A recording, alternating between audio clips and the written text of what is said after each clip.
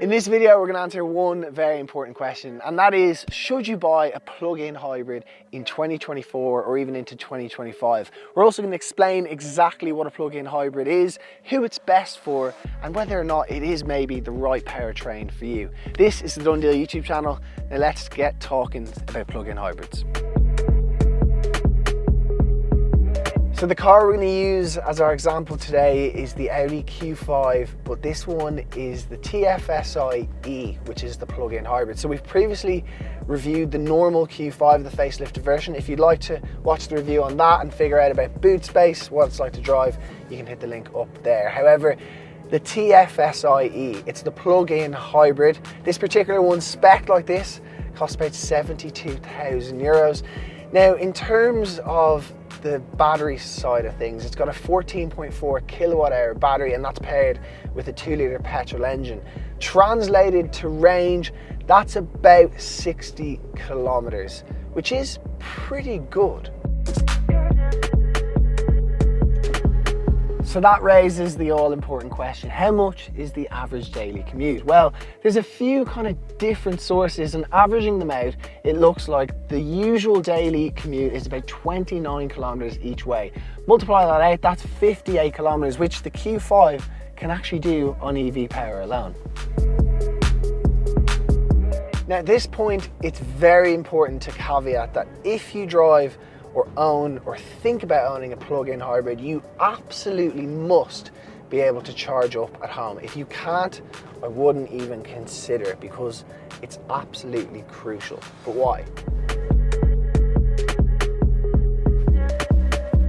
To put it simply, battery full equals good, battery empty equals very, very bad. But why? Well, to begin with, the ordinary Q5 is actually about 200 kilos lighter than the plug-in hybrid, and that's because batteries are quite heavy. So if you're driving around without any battery in it, then you're just using that petrol motor, putting it through more strain, it's less efficient, and therefore you're actually less economical than if you'd just gone for an ordinary petrol version. Now, when it comes to charging that electric motor, generally you don't want to be using the public infrastructure. So again, if I haven't said it already, make sure you can charge at home. But there's a couple of reasons you don't want to be using the public infrastructure. The first is that it's obviously a lot more expensive. At home, if you were to charge this on a Sunday, for example, you can actually avail of some free rates, or you can use the night rate. But then on top of that, the big thing is that the plug-in hybrids tend not to have any fast charging capability, so you'll just charge in usually on a 7 kilowatt charge. Now, in terms of how long does that take, obviously it depends on what car you have. The Q5 here, 14.4 kilowatt hour battery, you're getting a 7 kilowatt charge, so that's roughly 2 hours for a full charge. Now, driving a plug-in hybrid, what's it like? To begin with, there's only 2 pedals because they're all automatic, which means you don't have to worry about changing gears. They're brilliant during traffic. On top of that, if you decide to drive it in full EV mode, it's really quiet and very, very smooth. However, most of the time I actually just advise leaving it in normal hybrid mode. It will use kind of a combination of both power outputs to make sure it's as most efficient as possible.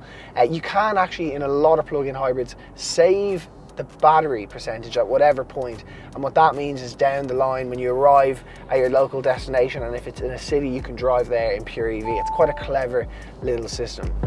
Now at this point, a lot of people are probably wondering what happens when you run out of electricity, and truth be told, you're hauling around a battery, which is why it's inefficient. But the other thing about it is that it still will work ever so slightly. So if you have no range whatsoever in the battery, you'll still be able to pull off in a very light manner in terms of EV mode. And so you will still be driving a hybrid vehicle. It's not a full-blown plug-in hybrid anymore, but it still operates as a hybrid. And actually the best car for this is something like a Lexus NX or RX. They do a fabulous job of making it a normal standalone hybrid when it runs out of plugged-in electricity. But what I really want to talk about, because as someone who's really interested in cars, is the best bit about plug-in hybrid, and that's that they're outrageously good for performance. Whack it into dynamic mode and all of a sudden you've got mental amounts of power, because this car is using a turbo petrol engine alongside an electric motor.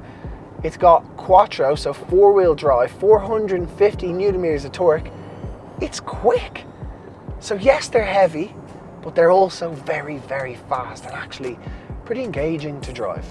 And this is obviously something that's becoming a popular powertrain for some supercars, hypercars. Even very recently we drove the BMW XM, and that thing was a monster, a 4.4 litre V8, but it was paired with an electric motor. And so in many ways, for the true petrol head, right now a plug-in hybrid is potentially the perfect compromise. So in summary, should you buy a plug-in hybrid, or a PHEV as some people call them, or a PHEV? The answer is, if you can plug this in at home and your daily commute isn't massive, you do a lot of around town driving, then a PHEV could be the car for you. It makes a lot of sense.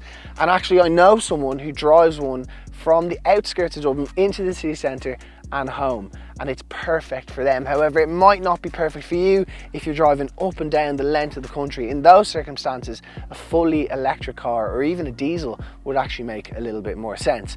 Now, hopefully you've learned something from this video. If you have any questions, feel free to comment below. And if you'd like to know a little bit more insight into any other powertrains or what powertrain is right for you, then just feel free to ask a question and we can try and make a video for you. But for now, we'll see you in the next one. Thanks so much for watching.